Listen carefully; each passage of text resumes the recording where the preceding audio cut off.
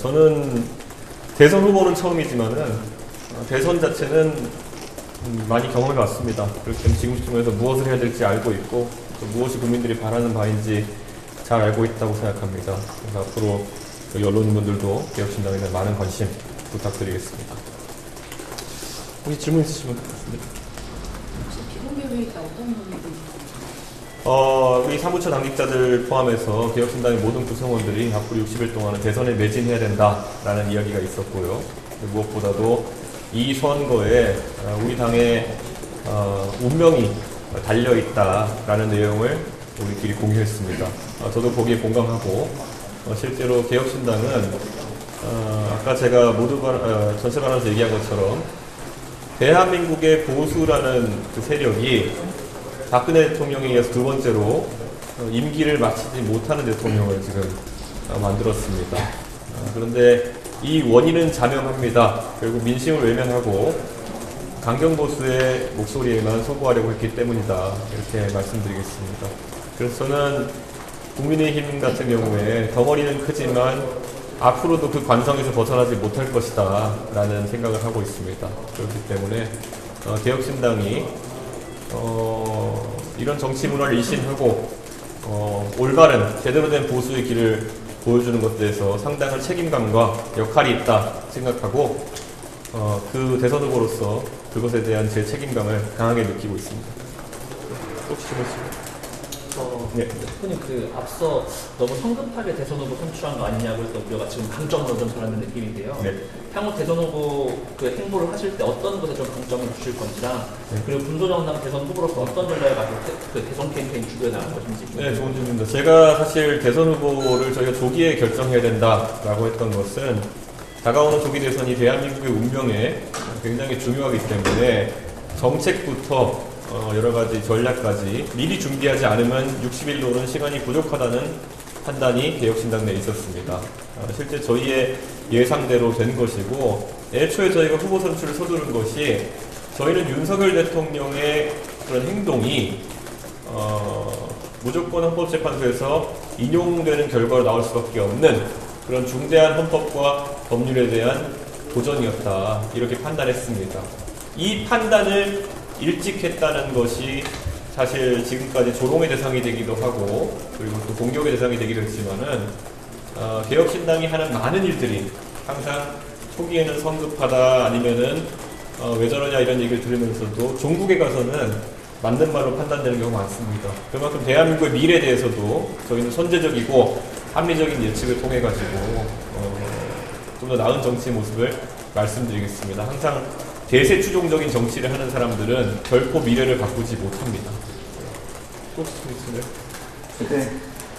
지역 방문 일정이나 좀 구체적 일정 잡힌 게 있을까요? 저는 지역 방문 일정도 이제 저희가 활발히 진행할 텐데요.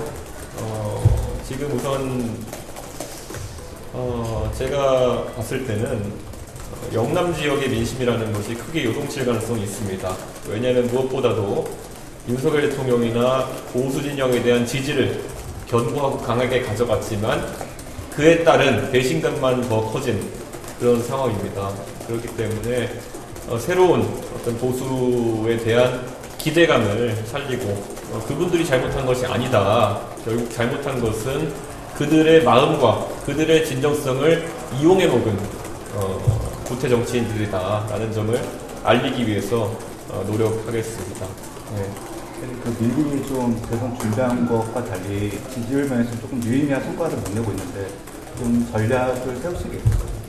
지난 한 주 동안 갤럽 1%에서 빠졌다고 조롱하더니만 또 오늘은 또 들어갔더라고요.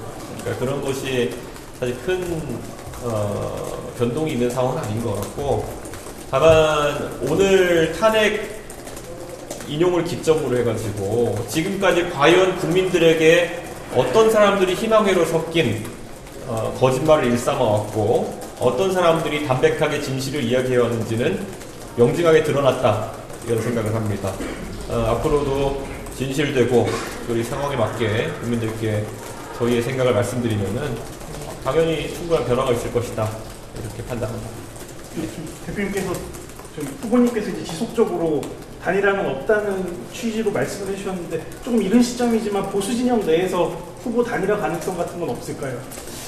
이준석이 한 말 중에서 뭐 성급하다 이렇게 지적받는 부분이 있지만은 또 반대로 이준석이 뜻을 뒤집는 경우는 많지 않습니다. 그렇기 때문에 제가 사실 12월 3일 개업의 날부터 생각했던 바는 윤석열 대통령의 망상도 비판받아야 될 지점이지만 저 사람에게 망상을 키워준, 저 사람의 망상에 맞장구 쳐주고 지금까지 심기경호해왔던 사람들의 잘못도 상당하다라고 저는 생각합니다. 그래서 그분들이 자신의 책임을 반성하고, 그리고 저는 오늘 제가 강하게 표현했지만 이번 탄핵 국면에서 중간 과정에서 저처럼 탄핵 인용을 확신하고 행보를 해온 것이 아니라 중간에 받은 글, 뭐 찌라시 이런 거에 낚여가지고 우왕좌왕했던 사람들이라면은 결코 대한민국의 운명을 맡길 수 없는 사람들이다, 이런 생각을 합니다. 이게 국내 정치니까 이 정도기 망정이지, 만약에 대한민국의 구분을 걸고 해외 정치에서 이런 판단을 해야 되는데 정확하지 않은 정보력과 그리고 납풀거리는 그런 마음으로 판단을 했다면은 국익에 큰 저해가 될 수도 있는 그런 판단들일 겁니다. 그렇기 때문에 저는 그 정도도 판단하지 못하는 사람들이 대한민국 정치의 미래를 담당할 수는 없다. 그래서 저는 그분들이 이제는 물러나야 된다라는 판단하고 있고요. 제가 물러나라고 하는 세력에게 연대를 요청하기는 참 어려울 것 같습니다. 혹시 질문 있으시죠? 보수 진영에서 아직 후보를 좀 못 정했다 이런 여론조사 같은데 이런 걸 좀 네. 어떤 상황? 간단히 말씀드리면 보수 진영은 박근혜 이후로 김종인, 이준석이 함께했을 때만 이겼습니다. 네. 그거는 김종인, 이준석이 거꾸로 많은 욕을 먹었던 지점도 있지만은 그거야말로 이기는 길이 무엇인지 알았기 때문에 욕을 먹을 걸 감수하면서도 책임감을 바탕으로 해서 정치를 했기 때문입니다. 지금 저에게도 이 무너진, 이미 쇠락해버린 보수 진영의 가치를 되살리고 대한민국을 포퓰리스트의 손에서 구해낼 책무가 있다고 저는 생각합니다. 그래서 그 책임을 다하기 위해서 어떤 역할이든 마다하지 않겠다, 이렇게 말씀드립니다. 지금 제가 아까 납불거린다고 표현했던 줏대 없는 사람들, 아니면 또 다른 우파 포퓰리스트 같은 사람들이 대한민국을 구할 수는 없다, 이런 인식을 가지고 있습니다. 그러면 김종인 위원장이 선대위원장으로 올 수 있는 가능성도 열려있을까요? 김종인 위원장은 뭐 항상 저희 당을 지금 거리에서 지원해주고 계시기 때문에 지금 단계에서 선대위원장을 저희가 모시고 발표하지는 않겠지만 당연히 이어지는 대선 과정에서 저희가 모시고 도움을 요청할 기회가 있을 것이다, 이렇게 생각합니다. 지금은 선거 초기에는 저희가 필요한 준비 과정을 마치고 우선 신속하게 움직이는 것을 저희가 주안점에 두고 있습니다. 예.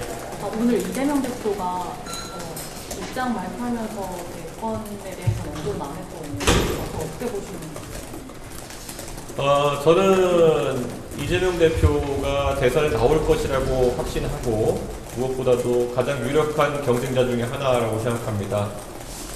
하지만 제가 이야기했던 것처럼 지난 4년 가까이, 3년 가까이 이재명과 윤석열의 검투사 정치 대립은 국민들에게 다시 기억하고 싶지 않은 악몽일 겁니다. 누군가를 감옥에 넣으려고 하고 누군가를 또 방탄하려고 하고 뭐 이런 생산성 없는 정치 속에서 대한민국이 멍들어갔습니다.